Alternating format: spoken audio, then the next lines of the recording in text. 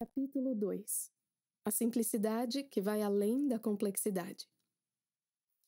Nós nos conhecemos quando éramos alunos em uma aula de religião da BYU, intitulada Seus Questionamentos Religiosos. Resolvemos nosso maior questionamento religioso quando nossa amizade naquela turma resultou em nosso casamento. Para cada aula, um aluno escolhia uma questão religiosa, fazia uma pesquisa sobre ela e, em seguida, conduziria um debate. Cada um de nós escrevia um pequeno artigo sobre como resolveríamos o problema.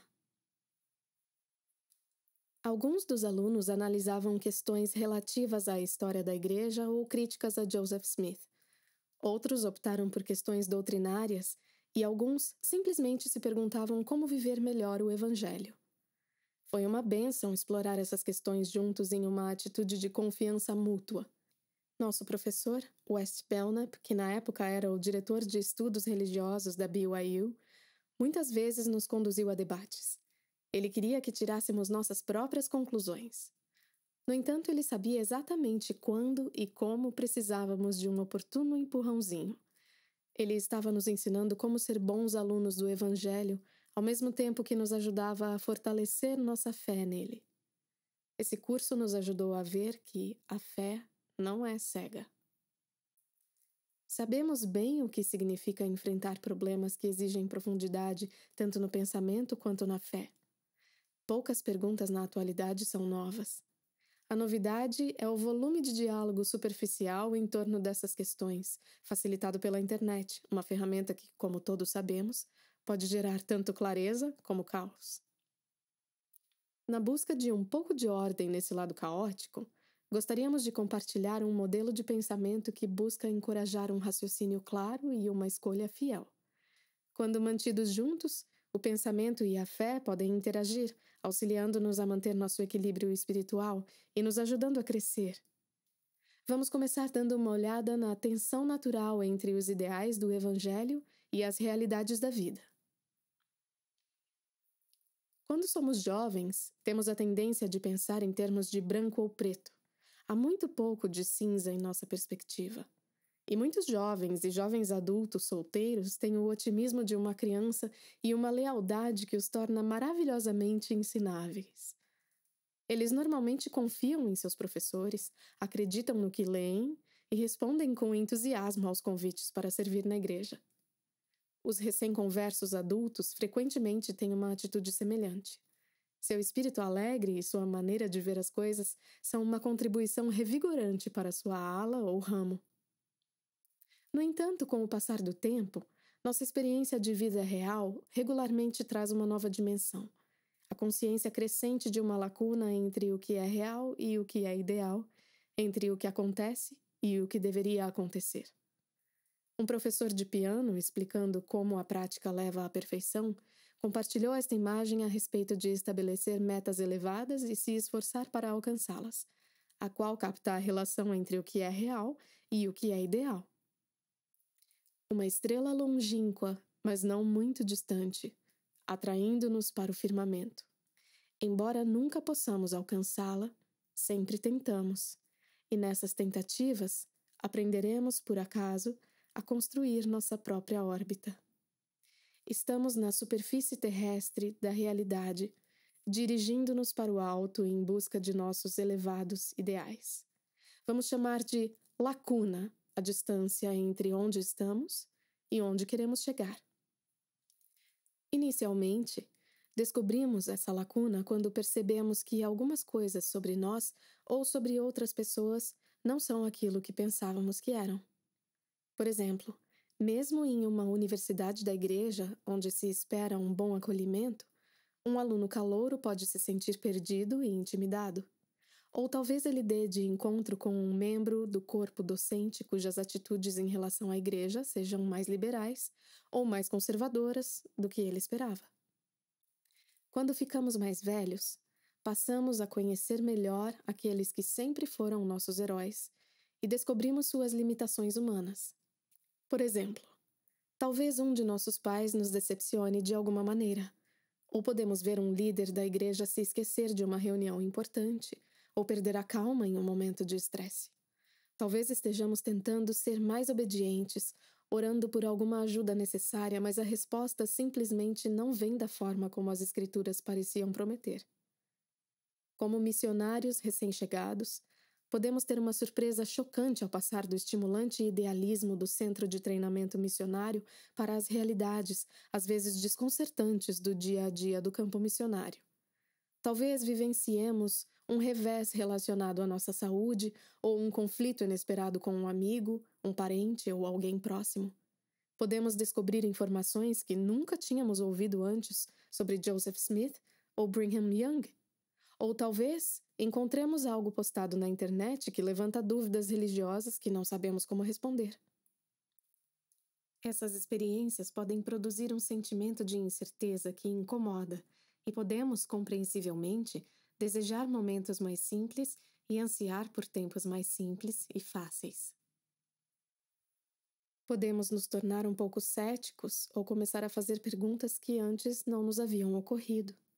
Nem todos enfrentarão essas coisas da mesma maneira, mas à medida em que crescermos em nossa consciência, muitos de nós enfrentaríamos alguma forma de incerteza e oposição. Os ensinamentos básicos do Evangelho restaurado são poderosos, claros e inequívocos. No entanto, até mesmo as Escrituras contêm alguma ambiguidade. Pense, por exemplo, na história de Nefe, que foi instruído a matar Labão a fim de obter um registro das Escrituras de vital importância.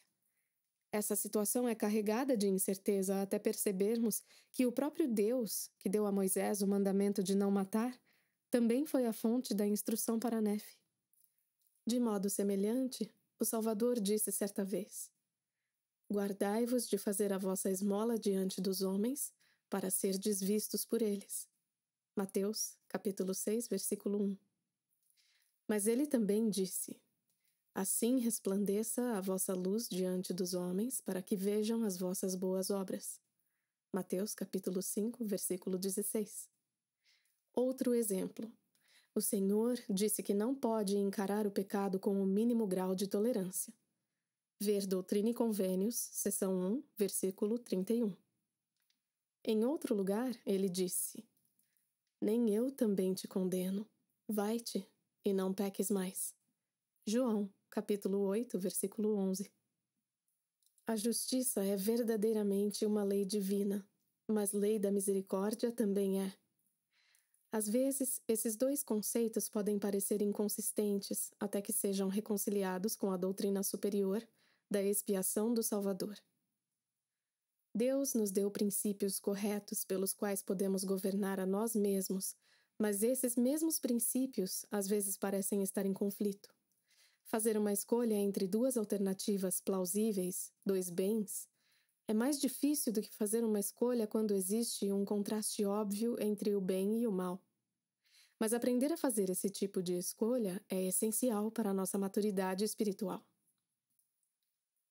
Além disso, hoje em dia, a sociedade está repleta de crescentes dissonâncias e conflitos em uma série de questões políticas, culturais e sociais. As pessoas nos extremos dessas questões parecem muito seguras a respeito da resposta correta, mas algumas dessas pessoas preferem estar com a razão do que estarem certas. A vida, portanto, está repleta de ambiguidades, e aprender a administrar a lacuna entre o que é ideal e o que é real é um dos objetivos do plano mortal. Por desígnio divino, todos nós enfrentamos oposição em todas as coisas. 2 Nefe, capítulo 2, versículo 11. Como o sonho de Leí nos ensina, algumas partes da mortalidade são seguras e claras, conforme simbolizado pela barra de ferro que marca o caminho para a vida eterna, enquanto outras partes da mortalidade não são claras, conforme simbolizado pela névoa de escuridão. Mas a distância entre onde estamos no caminho e onde queremos estar na árvore da vida continua. Essa distância pode estar repleta de névoas, e aqueles que seguram a barra nem sempre conseguem ver claramente o que está à frente de si mesmos. Vamos ver como lidar com tal incerteza. Gostaríamos de sugerir um modelo de 3 estágios que tem como base uma perspectiva oferecida pelo notável juiz americano Oliver Wendell Holmes. Eu não daria 1 centavo pela simplicidade neste lado da complexidade, mas eu daria minha vida pela simplicidade do outro lado da complexidade. O primeiro estágio do nosso modelo é a simplicidade neste lado da complexidade, que é inocente e que não foi testada. O segundo estágio é a complexidade em si, a lacuna entre o que é real e o que é ideal, onde vivemos entre conflitos e incertezas. O terceiro estágio é a simplicidade que vai além da complexidade, uma perspectiva sólida e bem fundada, atenuada e testada pelo tempo e pela experiência. Por exemplo, recentemente assistimos a uma reunião de testemunhos de A Igreja de Jesus Cristo dos Santos dos Últimos Dias, entre prisioneiras na prisão estadual de Utah, mulheres separadas de sua família e da sociedade por causa de crimes e ofensas graves. Ao prestar seu testemunho, uma das presidiárias disse: "Quando era mais nova, eu regularmente prestava meu testemunho na igreja. Com a voz infantil e inocente de uma menina, assim me expressava: amo minha mãe e meu pai. Eu sei que a igreja é verdadeira. Meu Pai Celestial me ama. Jesus sofreu por meus pecados. Porém, hoje, atrás dessas grades, digo as mesmas palavras com novos olhos e com um novo coração. Agora entendo o que aquelas palavras realmente significam. Sei que a igreja é verdadeira. Meu Pai Celestial me ama. Jesus sofreu por meus pecados." Ela estava descobrindo a simplicidade do outro lado da complexidade. O desafio para os que permanecem apegados a uma simplicidade inexperiente e idealista é que sua perspectiva ainda não enfrentou verdadeiramente a realidade que Holmes chama de complexidade. É por esse motivo que ele não daria 1 centavo por um idealismo que não foi testado o suficiente, a exemplo da simplicidade ingênua. Pessoas que ainda se encontram na simplicidade inicial do estágio 1 não conseguem enxergar qualquer lacuna. Elas filtram quaisquer percepções das diferenças entre o que é real do que é ideal. Para eles, a melhor coisa do Evangelho é um bom aperto de mão, uma saudação gentil e um lindo sorriso. Sua missão era a melhor do mundo, sua ala é a melhor que existe, e todo dia pode ser muito feliz. Essas pessoas alegres são otimistas e sentem-se os donos do mundo. Tormenta nenhuma os assusta. Outros, neste estágio, conseguem enxergar uma lacuna, mas optam, conscientemente ou não, por ignorar os duros golpes da realidade, fingindo que venceram tudo a despeito das inúmeras frustrações. Eles se apegam ao ideal tão obstinadamente que simplesmente não sentem o desconforto que advém de se enfrentar os fatos em torno deles, de outras pessoas ou do mundo ao seu redor. Para eles, é possível que os questionamentos trazidos pelas lacunas sejam muito primários, levando-os a um sentimento de negacionismo que filtra a dolorosa realidade. Quando não enxergamos a lacuna ou nos concentramos apenas no ideal, ignorando o que é real, nossa perspectiva carece de profundidade. Se essa for nossa plataforma, a fé pode se tornar cega e superficial, porque lhe falta consciência e um meticuloso discernimento. Essas limitações podem impedir-nos de assentar nossas raízes no solo da experiência real com profundidade suficiente para formar o alicerce sólido necessário de resistência aos fortes ventos da adversidade. Ver Alma, capítulo 32, versículo 37 e 38. Criar raízes profundas exige que aprendamos a lidar com realidades desconfortáveis. À medida que crescemos na complexidade do estágio 2, podemos enxergar a realidade a despeito de sua distância de nossos ideais. As coisas como realmente são. Jacó, capítulo 4, versículo 13. Somente quando enxergarmos o real e o ideal seremos capazes de lidar com essa lacuna de forma construtiva. Se não lutarmos contra a frustração que advém de nosso enfrentamento contra as incertezas, não teremos as raízes profundas da maturidade espiritual. Se não enxergarmos os problemas que existem, não seremos capazes de resolvê-los.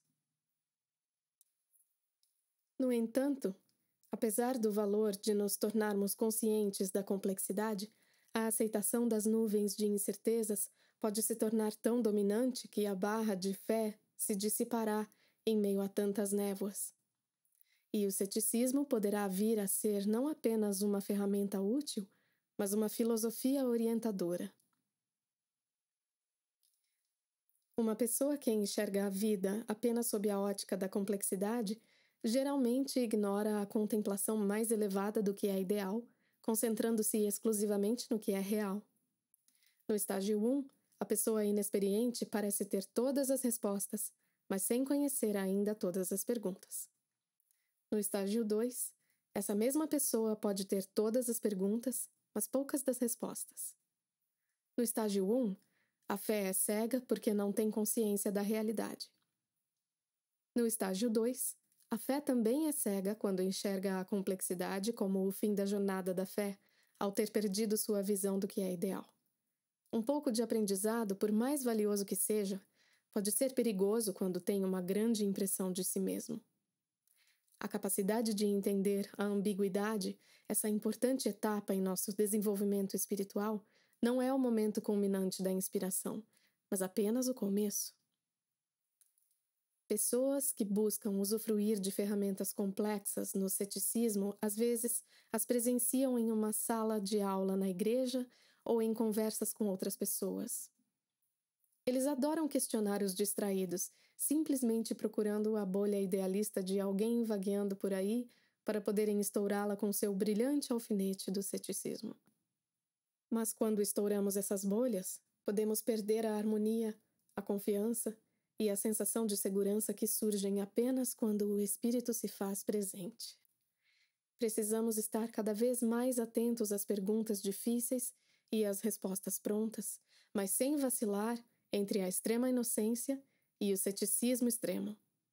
O mundo de hoje está cheio de céticos radicais que adoram iluminar aqueles que estão arraigados na simplicidade idealista, oferecendo-lhes a dúvida e o agnosticismo da complexidade como uma nova forma de vida aparentemente ousada. Certa vez aprendi que ser excessivamente realista, ficando preso à complexidade cética, pode inibir a influência do espírito. Eu estava em minha missão na Alemanha havia mais ou menos um ano, tempo suficiente para saber que nosso trabalho era árduo e que nosso sucesso não era grande. Fui designado para treinar um novo missionário, o Elder Keller. Certo dia, eu estava em uma reunião de liderança e ele e outro elder conheceram uma senhora simpática batendo portas, mas eles não falavam alemão o suficiente para conversar com ela.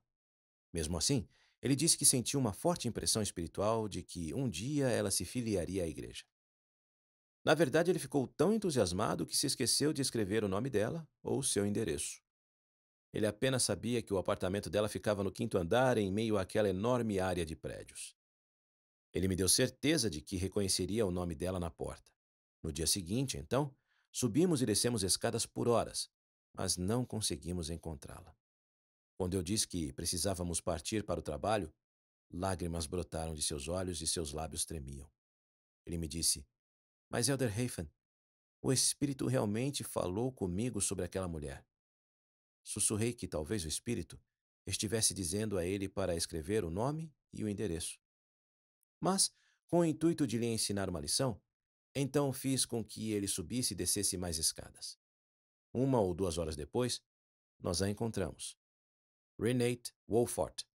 40 anos depois, Mary e eu estávamos com Renate, seu marido Friedrich e seus 4 filhos e respectivos cônjuges no templo de Frankfurt, Alemanha. Em meio a lágrimas, vimos Friedrich, agora um selador do templo, selar sua filha mais nova ao marido dela. Oro para não me esquecer jamais desta lição. Nunca perca de vista o ideal. A melhor resposta para a lacuna da incerteza é continuar crescendo no estágio 3, onde não ficamos apenas contemplando o que é real e o que é ideal. Ali nós nos agarramos a cada perspectiva, com os olhos e o coração bem abertos. Ao enxergarmos através das lentes da simplicidade que vai além da complexidade, conseguimos agir, mesmo quando ansiamos por mais evidências antes de decidir o que fazer. Por exemplo, Podemos perceber o valor de aceitar um chamado na igreja em um momento em que estamos atarefados demais para assumir mais responsabilidades. Ou podemos seguir o conselho da primeira presidência, mesmo quando não entendemos as razões que estão por trás das instruções, ou quando outras pessoas ao nosso redor estão fazendo críticas. Conseguimos dar ao Senhor e à sua igreja o benefício da dúvida sobre nossas perguntas não respondidas. Nesse estágio, a escolha de acreditar é muito diferente da simples obediência cega. Antes, trata-se de um tipo de obediência com conhecimento e confiança. Em vez de recomendar para que coloquemos de lado as ferramentas da mente crítica e instruída, essa atitude sugere que utilizemos essas ferramentas lado a lado com a nossa confiança no que é ideal, a fim de oferecermos melhoras às presentes condições e não apenas criticá-la.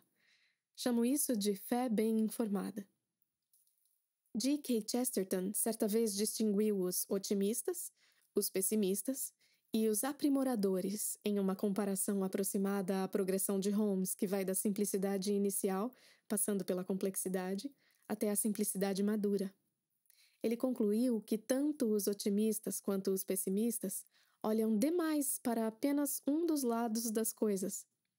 Portanto, nem o otimista extremo, nem o pessimista extremo ajudam muito a melhorar a condição humana, porque as pessoas não podem resolver os problemas a menos que estejam dispostas a reconhecer que os problemas existem, mantendo-se leais o suficiente para conseguirem fazer algo a respeito.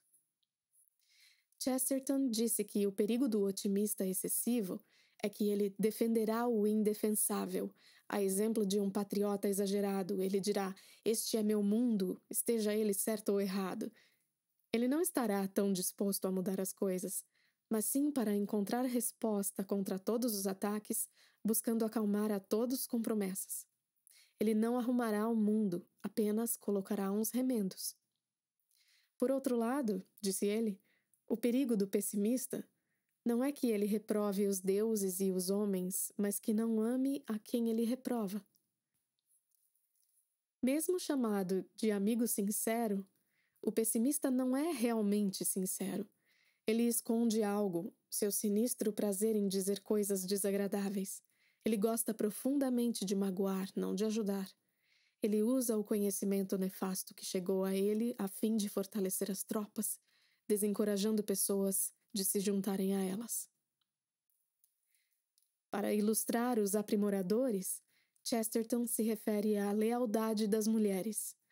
Alguns ignorantes trouxeram a ideia de que, pelo fato de as mulheres apoiarem abertamente quem está em sua companhia, elas são cegas, incapazes de ver.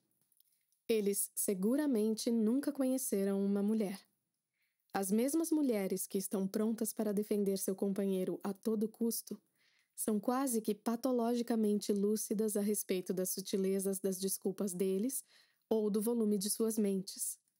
O amor não é cego. Essa é a última coisa a se pensar. O amor é um vínculo, e quanto mais vinculado for, será menos cego. Um trecho no diário de meu pai, Orval Hafen, ilustra os aprimoradores de Chesterton. Ele foi além do idealismo inocente. Seus olhos estavam totalmente abertos para as incômodas realidades. No entanto, ele também havia superado a complexidade de acabar sendo consumido pelo realismo. Agora, sua perspectiva mais madura e completa trouxe-lhe uma nova forma de simplicidade que lhe permitiu pensar e agir construtivamente, subordinando aquilo que enxergava com os olhos bem abertos àquilo que sentia com o coração bem aberto. Um amigo de meus pais foi chamado bispo de sua ala e disse que não poderia atender ao chamado a menos que meu pai fosse seu primeiro conselheiro. Meu pai havia servido anteriormente na presidência da estaca por 10 anos e estaria se sentindo muito sobrecarregado com as inúmeras obrigações. Então ele escreveu: "Se queres, passa de mim este cálice." Ele sabia que o trabalho no bispado poderia se tornar um trabalho contínuo, sem trégua.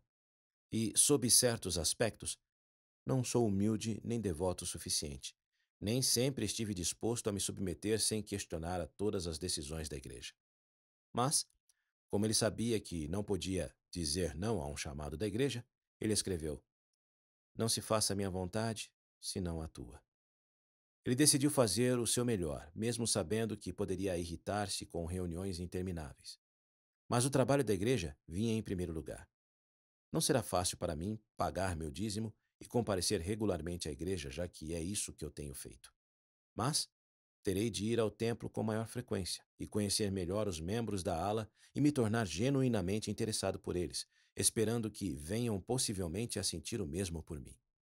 Talvez, em minha fraqueza, terei de me esforçar para viver mais próximo do Senhor, assim como esperamos que as autoridades gerais o façam.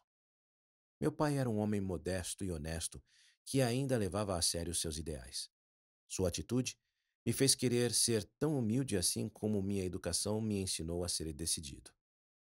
A história de Holly nos dá outro exemplo de alguém progredindo da simplicidade ingênua, passando pela complexidade até a simplicidade estabilizada. Aos 18 anos, Holly era extremamente ativa na igreja, mas era como uma espécie de piloto automático. Certo dia, alguém a persuadiu de que as mulheres deveriam possuir o sacerdócio. Ela ficou tão convencida dessa ideia que, indignada, desistiu de ser membro da igreja. Alguns anos mais tarde, sua colega de quarto na faculdade estava sendo visitada pelos missionários. Holly decidiu participar das aulas. Seu coração sentiu-se tocado e ela decidiu orar pela primeira vez depois de muitos anos. Assim que ela expressou as palavras Pai Celestial, seu coração gelado começou a derreter. Ela começou a chorar. Naquele momento, ela sentiu um vínculo afetuoso com seu Pai Celestial que, no decorrer dos próximos dias e das próximas semanas, levou-a a descobrir um relacionamento com ele que ela não havia conhecido antes. Ela chamou esse relacionamento de aproximação. Em breve, Holly foi rebatizada. À medida que foi retomando seus estudos e suas orações, sua aproximação com ele se aprofundou. A rebeldia se transformou em confiança. Ela assim se expressou sobre o que havia vivenciado antes. Confio nele. Ele sabe o que está fazendo.